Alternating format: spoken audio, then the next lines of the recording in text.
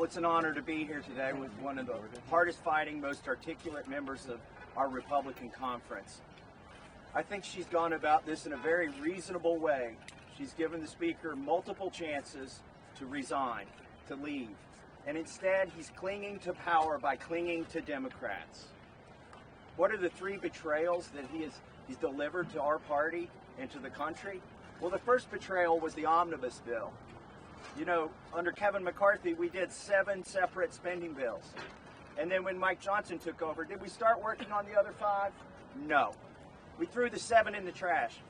All the hard work that we had done, Mike Johnson disposed of and decided to do an omnibus bill. An omnibus bill that spends more than Nancy Pelosi's omnibus bill.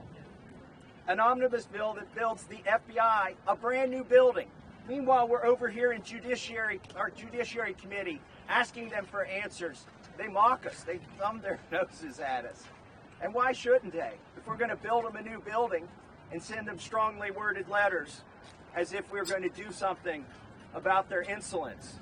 The second betrayal of Mike Johnson was FISA, passing FISA without warrants. Did he do this? Did he do this in the proper way? No. The authority for the FISA 702 program rests with the Judiciary Committee. But Mike Johnson decided to let the Intel Committee run this program.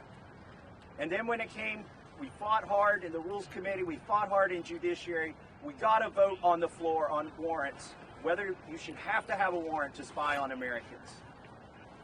This is a constitutionally redundant vote. It should be obvious to anybody that's read the Constitution that you need warrants. And you can say, well, poor Mike Johnson, he's got such a slim majority. You can't get everything you want, Marjorie Taylor Greene or Thomas Massie. He's got such a slim majority. He was the slim majority that cast the deciding vote that says you can spy on Americans without a warrant.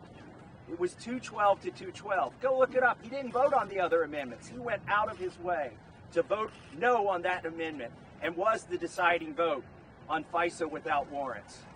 So what was the third betrayal, the third and final betrayal?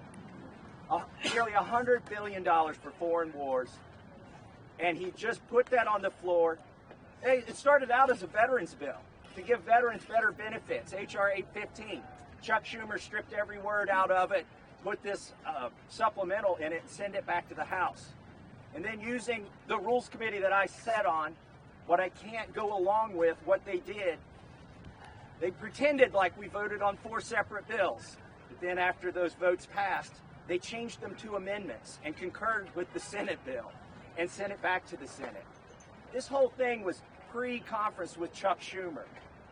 Why is it that on all 3 betrayals, the Senate didn't change a word of these bills when they went to the Senate from the House?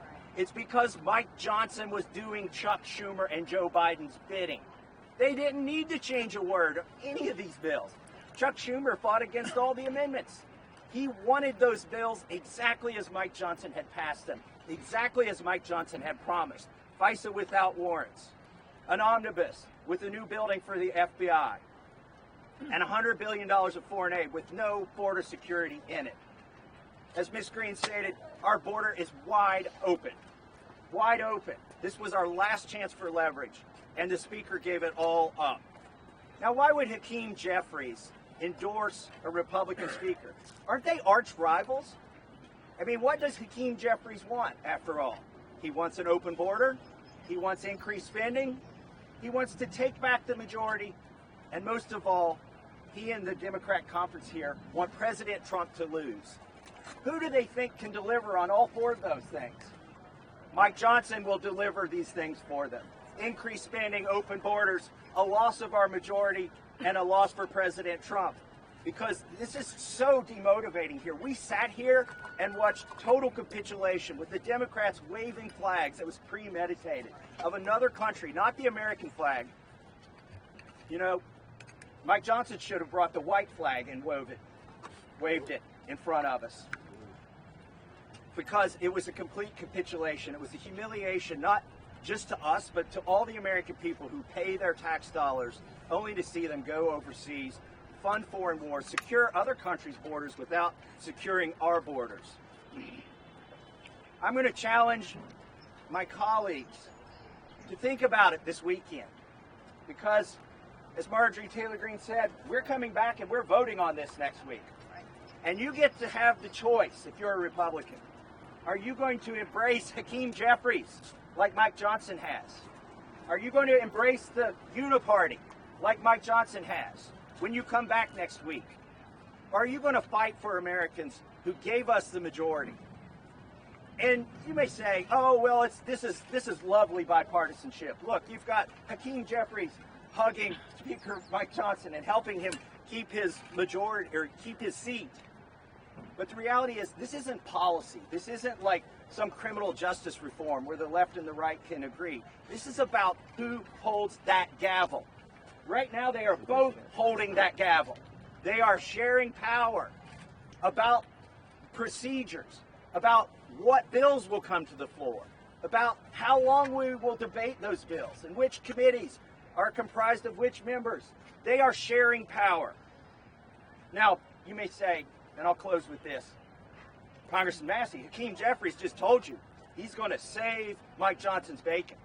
So why go through with this? It's a futile exercise. Why would you go through with this? Look, we didn't get elected to make excuses. We didn't get elected to say we shouldn't even try. We got elected to come here and give it our best, and also to impose transparency.